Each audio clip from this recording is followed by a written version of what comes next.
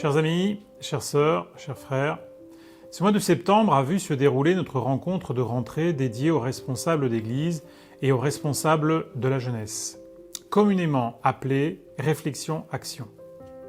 Nous étions plus de 140 participants et cela nous a réjouis de nous retrouver si nombreux pour commencer l'année ecclésiale ensemble sous le regard du Seigneur.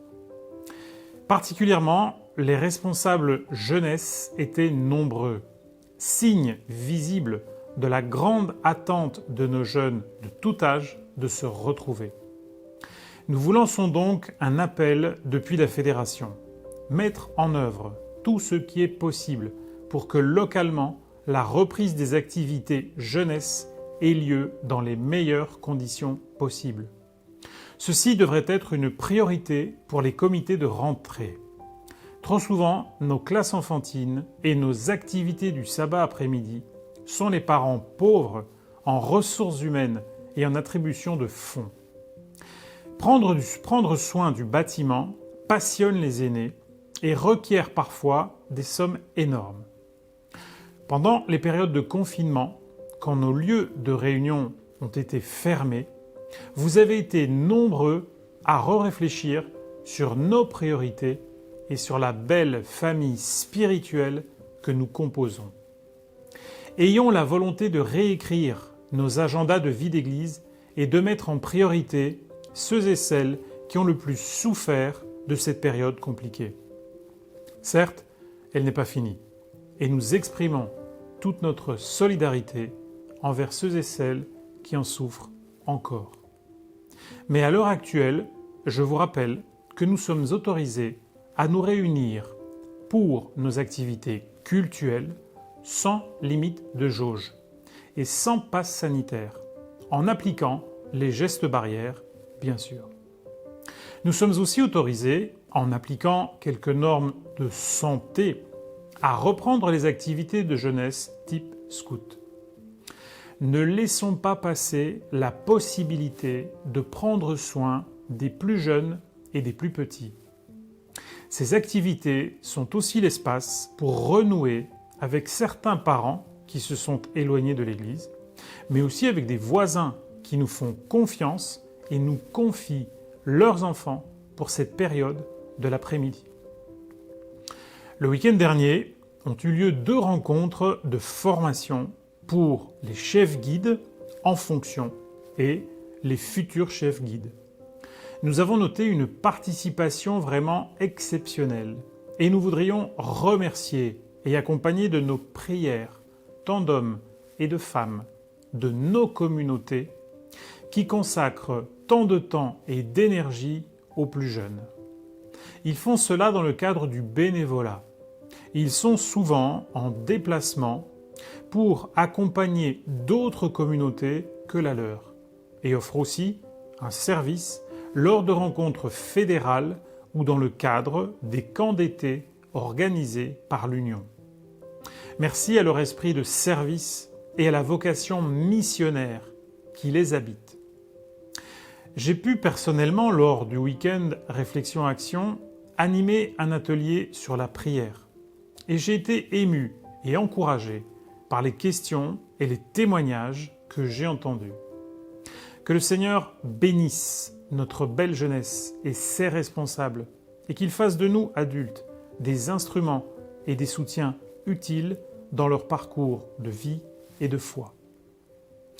Puisque nous parlons des plus jeunes, je vous présente le kit Bienvenue les enfants, qui est un instrument du label Bienvenue les enfants. Cette magnifique initiative nous aide à repenser nos rencontres afin de les rendre accueillantes et adaptées aux plus petits. Merci à Frédéric Dinsenmeyer et Céline Mathieu du ministère des Enfants pour cette belle initiative. Je vous invite à visiter notre site fédéral pour plus d'informations. Les kits pour les églises sont disponibles à la Fédération. Je viens de parler à plusieurs reprises des normes de santé publique appliquées à notre vie d'église. En relisant le chapitre 13 du Lévitique, j'étais frappé par les normes que le Seigneur dicte à Moïse sur la gestion de la lèpre et d'autres maladies au sein du peuple d'Israël. On y parle de quarantaine, d'isolement, de contrôle de l'état des malades par les Lévites et de normes d'assainissement. Et la liste est longue. Selon certains historiens, c'est peut-être dans l'histoire humaine la première fois que l'on parle de quarantaine ou de septaine dans le cadre de ce récit précis. J'en appelle à notre bon sens, à notre prudence et à notre respect des bons conseils qui entourent nos réunions. Attention à toute bravade spirituelle, inutile et néfaste, comme si le virus n'existe pas ou ne contamine que les moins méritants. Ces comportements devraient être bannis et combattus au sein de nos communautés. Dans l'Épître aux Hébreux, chapitre 10, versets 24 et 25, nous lisons « Veillons les uns sur les autres pour nous inciter à l'amour et aux bonnes œuvres. N'abandonnons pas notre assemblée comme c'est la coutume de quelques-uns, mais exhortons-nous mutuellement, et cela d'autant plus que vous voyez le jour s'approcher. » Selon l'auteur, parce que le jour s'approche, c'est-à-dire le retour du Seigneur, nous devrions nous encourager à l'amour fraternel, aux bonnes et belles actions, à des entreprises façonnées avec bonté pour témoigner de l'amour du Maître. Nous devrions, dit encore l'original grec, nous retrouver pour nous consoler, nous encourager, nous fortifier, nous réconforter. C'est bien plus que faire acte de présence au culte. Encore une fois, ce n'est pas devant mon écran que je m'épanouis et mets au service des autres le don ou le ministère que j'ai reçu de Dieu. Dans le livre La tragédie des siècles, au chapitre Le temps de détresse, page 669, Ellen White écrit « À l'approche du temps de détresse, le peuple de Dieu devra faire également tout ce qui est en son pouvoir pour gagner les bonnes grâces du public, pour désarmer les préjugés et détourner le danger qui menace la liberté de conscience.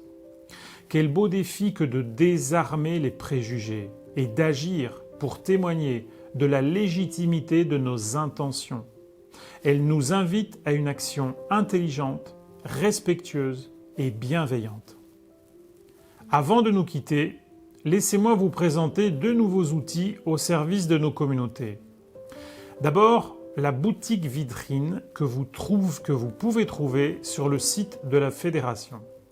Cette boutique en ligne vous rappelle les différents produits et productions élaborés par la Fédération au service des églises. Livres, jeux, fichiers vidéo, formations, et vous aide à vous les procurer.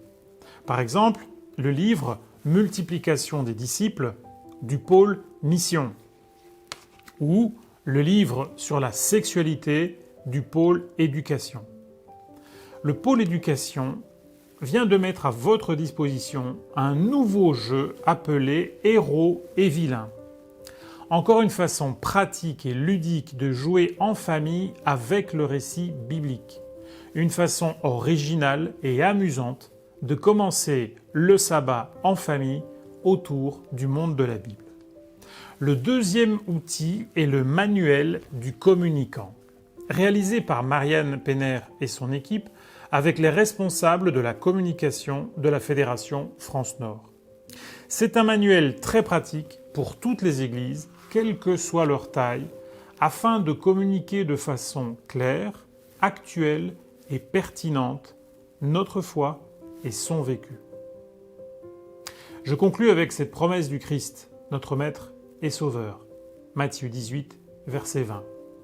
Là où 2 ou 3 sont réunis en mon nom, je suis au milieu d'eux.